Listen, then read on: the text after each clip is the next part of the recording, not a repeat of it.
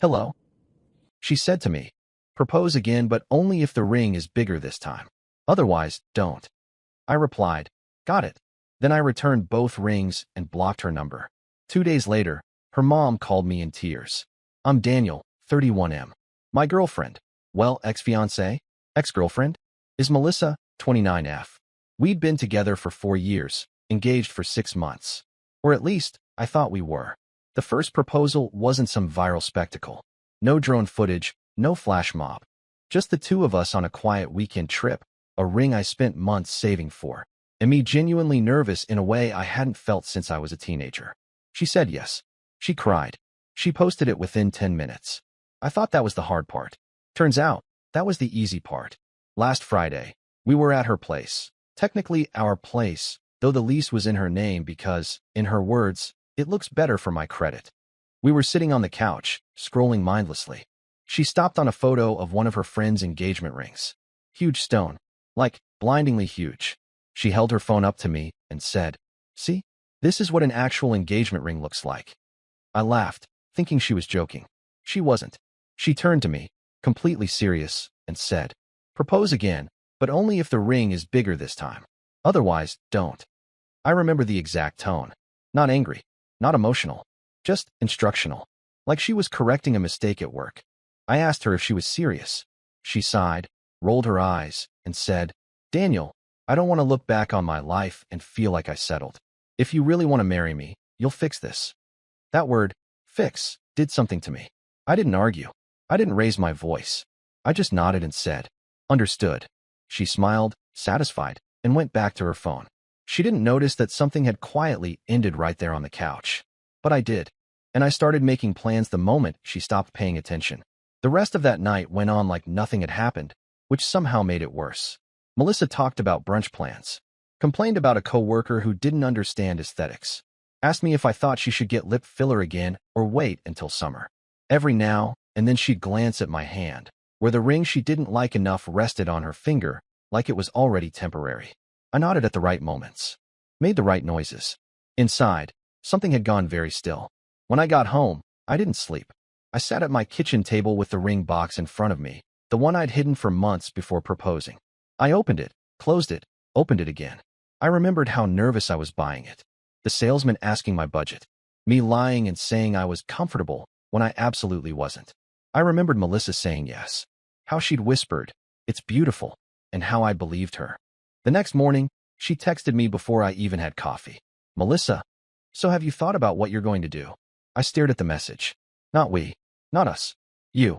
I replied with one word. "Yes."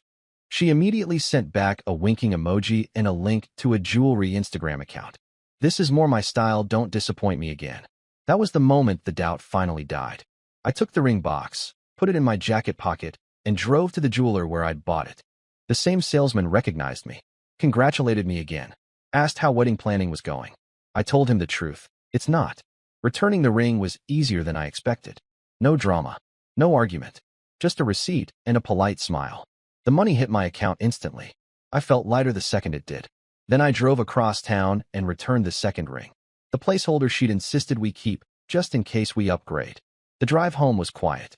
No music, no calls. When I got back to my apartment, I blocked her number. Instagram, WhatsApp, everything. I didn't write a message. I didn't explain. I figured understood covered it. 2 days passed. Then, on the third morning, my phone rang from a number I didn't recognize. I almost ignored it. I answered anyway. A woman's voice, shaking, said, "Daniel, this is Melissa's mother." She was crying. And before I could even say hello, she asked, "What did you do to my daughter?" I didn't answer her mom right away. Not because I didn't know what to say, but because I suddenly understood why she was calling me and not her daughter. "I didn't do anything to Melissa," I said carefully. "I just stopped doing what she expected." There was a pause on the other end of the line. I could hear sniffing, the sound of someone trying to regain control. "She says you disappeared," her mom said. "Blocked her everywhere. Returned the rings. She's hysterical, Daniel. She hasn't eaten. She says you humiliated her." That word again. Humiliated. Not hurt. Not confused. Humiliated, like this was about optics, not a relationship. I rubbed my forehead and leaned back in my chair. "Did she tell you what she said to me?" Silence. Then, quieter. She said you misunderstood her. Of course she did. I explained it calmly. The demand, the tone, the condition, the way she framed love like a transaction that needed an upgrade. I didn't embellish it. I didn't need to. Her mom let out a shaky breath. She didn't mention the ring size part. That didn't surprise me either. She said you were pressuring her, her mom continued. That you made her feel ungrateful. I almost laughed, but it came out as something closer to disbelief. I spent months saving for that ring, I said. I proposed because I wanted a marriage. She wanted a revision. Her mom started crying harder then. Not dramatic sobbing, just quiet, exhausted tears. The kind that come when a parent realizes something they've been defending doesn't add up anymore. She told me you'd come around, her mom said. She said you always do. That sentence hit harder than anything Melissa had said. Because it was true. I always had come around. Until I didn't. I'm not calling to convince you, her mom said after a moment. I needed to understand why she's acting like this is the end of the world. I looked at the ring receipt still sitting on my table. Folded. Final. Because for the first time, I said, someone told her no. We hung up a few minutes later. I sat there for a long time afterward, realizing something unsettling. Melissa wasn't shocked that I left. She was shocked that I didn't negotiate. And I had a feeling she wasn't done trying to rewrite the story yet. Melissa tried every way back, and once she realized blocking meant blocking. First it was email. A long one. Subject line, we need to talk like adults. I didn't open it. The preview alone told me enough. Phrases like miscommunication, stress, you took it the wrong way. No apology. Just a reframing where I was emotional and she was reasonable. Then she Venmo requested me $1. The note said, since you won't answer. That one almost worked. Not because I wanted to respond, but because it reminded me how often she used small manipulations to force engagement. I declined it without comment and blocked her there too. By that evening, she showed up at my apartment. I know this because my neighbor texted me asking if the girl with the designer bag was supposed to be sitting on the stairs crying. Apparently, Melissa had chosen the very visible kind of breakdown, the kind meant to be witnessed. I didn't go down. 10 minutes later, I got another call from her mom again. I told her not to come there, she said immediately. She doesn't listen when she's upset. I stared at the wall, feeling strangely detached. She didn't listen when she wasn't upset either. Her mom sighed. Daniel, she says you embarrassed her. That people are asking questions. That her friends think something is wrong with her. I almost said there is, but I bit it back. What she's really upset about, I said, is that she thought I'd cave. That I'd panic and try to prove myself. Another pause. She said you'd buy a bigger ring eventually, her mom admitted. She said you just needed time. That was it. That was the final confirmation. Melissa hadn't seen my proposal as a promise. She'd seen it as an opening offer. I'm not going to fix this, I said quietly. And I'm not proposing again. To anyone. Not like that. Her mom didn't argue. She just said, I wish she understood what she lost. So did I? But not for the reason she thought. Because what Melissa lost wasn't a ring. It was someone willing to keep proving he was enough. And I was never going to do that again. By the 5th day, the silence started doing something interesting. Not to me, to her. I heard about it secondhand. Mutual friends texting vague check-ins that were really fishing for details. Hey man, just making sure you're okay. Translation, Melissa is spiraling and we don't know which version of the story is real. Apparently, she told people I had stormed off over nothing. Then she adjusted it to, he panicked about commitment. By the weekend, the story had evolved into he couldn't handle being pushed to grow. Grow. That word used to scare me. Now it just annoyed me. Friday night, I got another call from her mom. This time she sounded tired instead of upset.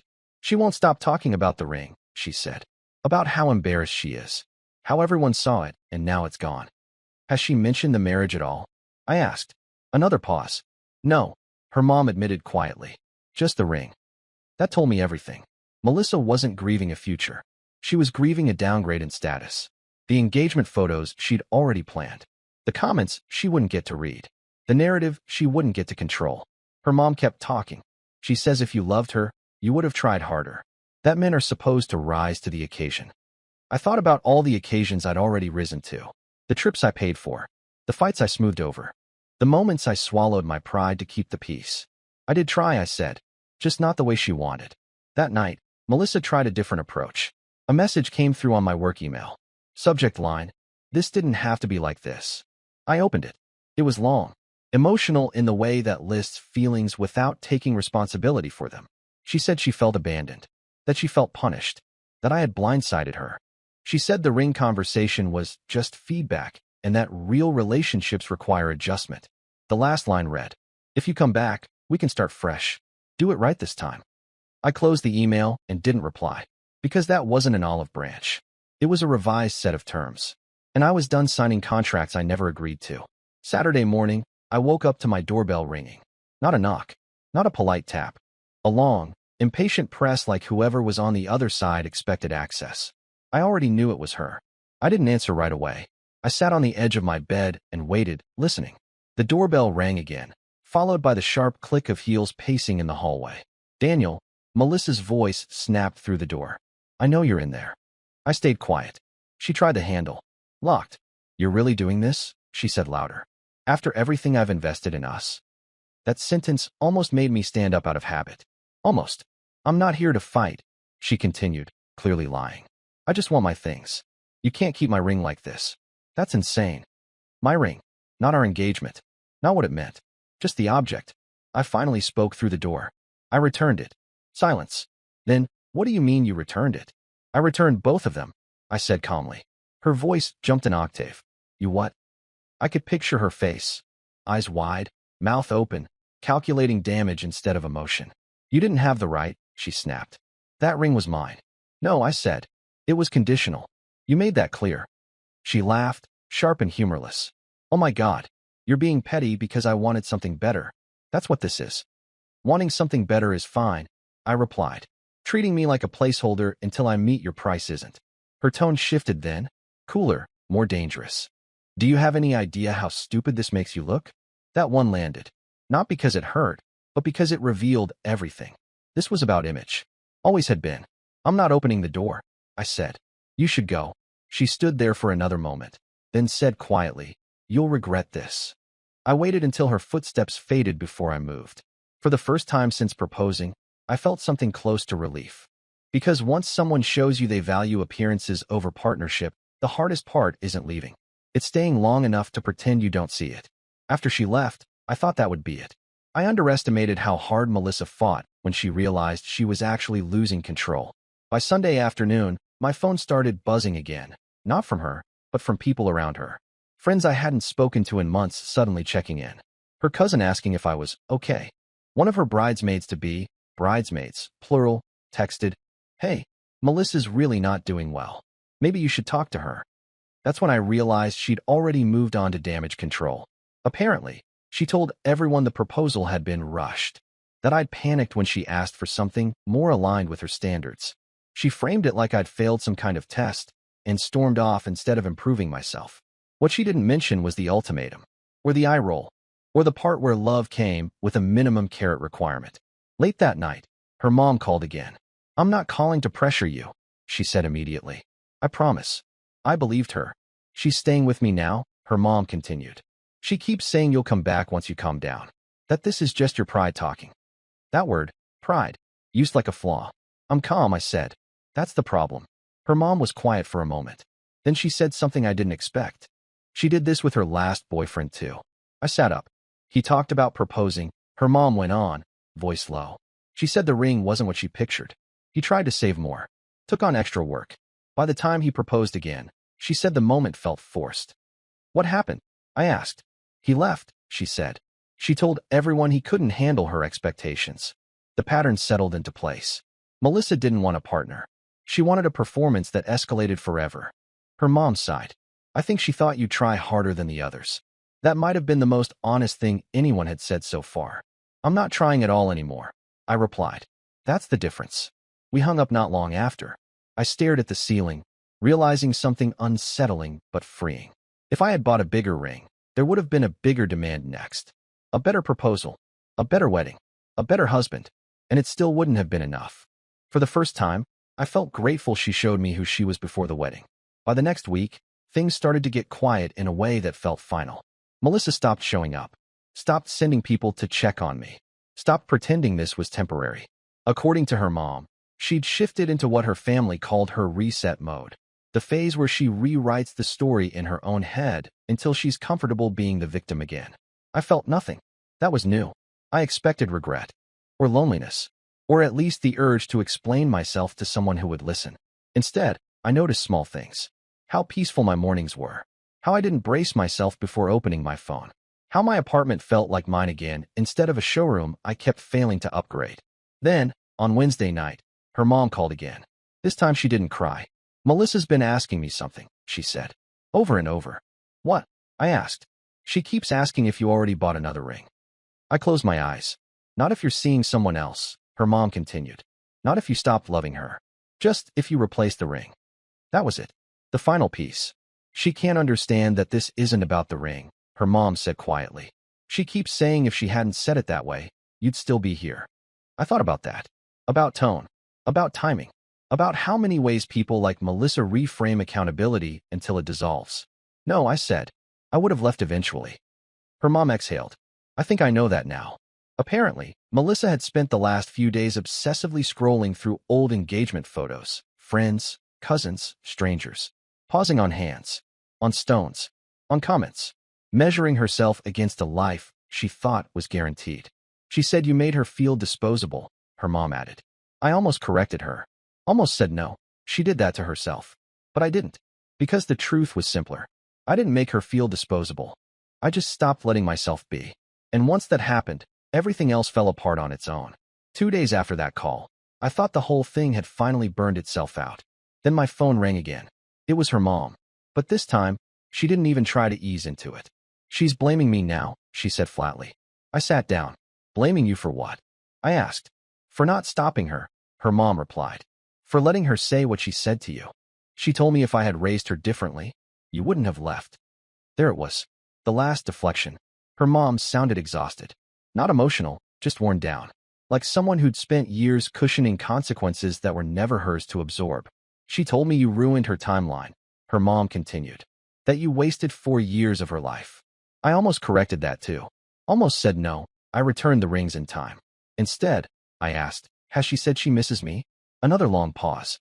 "No," her mom admitted. "She keeps saying she misses what you represented." That distinction mattered. I could picture Melissa pacing her childhood bedroom, scrolling through photos, calculating where she should be by now. Married, posted, envied, not actually partnered, just arrived. Her mom lowered her voice. She asked if I thought you'd still marry her if she apologized. I didn't hesitate. No, not angry, not smug, just honest. "I think she finally understands," her mom said quietly, "that you're not coming back." I felt something then, not satisfaction, not victory. Closure. "She keeps asking what she did wrong," her mom added. I thought about the couch, the eye roll, the conditional proposal, the way love had been framed like a failed product launch. "She didn't do one thing wrong," I said. "She did one thing honestly." Her mom didn't argue. Before we hung up, she said something that stayed with me. "I hope she learns," she said, "before she mistakes another ring for security." I hope so too. But I also knew something else now. Even if she did learn, it wouldn't be with me. I didn't expect the last call to come when it did. It was late Sunday afternoon, one of those quiet hours where nothing feels urgent. My phone buzzed, and before I even looked, I knew who it was. Melissa's mom again. Her voice was calmer this time. Not crying. Not panicked. "She finally asked me a different question," she said. I leaned back against the counter and waited. "She asked me why you didn't argue." That stopped me for a second. "Not why you left," her mom continued. "Not why you blocked her. She asked why you didn't fight her on it. Why you didn't push back or negotiate." I smiled just a little. "Because the moment someone turns love into a condition," I said, "the discussion is already over." Her mom let out a long breath. I wish she understood that before. "Me too," I said honestly. Apparently, Melissa had spent the last 2 days going over the conversation again and again, replaying her words, fixating on the exact sentence she used, the ultimatum, the confidence she had when she said it, the assumption that I'd comply. "She said she thought you'd prove her right," her mom admitted, "that you try harder." That assumption had been the foundation of our relationship for longer than I wanted to admit. I thought about the rings for a moment, how they were gone now, back in a glass case somewhere, waiting to mean something to someone else. I didn't feel regret. I felt relieved. "I hope she finds what she's looking for," I said. "I just know it isn't me." Her mom thanked me for answering her calls, for being honest. Before she hung up, she said one last thing. She said the ring wasn't even the point. I nodded, even though she couldn't see it. "It never is," I replied. After the call ended, I put my phone down and looked around my apartment. Quiet. Simple. Mine. No pressure to upgrade. No conditions to meet. My girlfriend told me to propose again, but only if the ring was bigger. I said understood. And for the first time in years, I actually meant it. Bye-bye.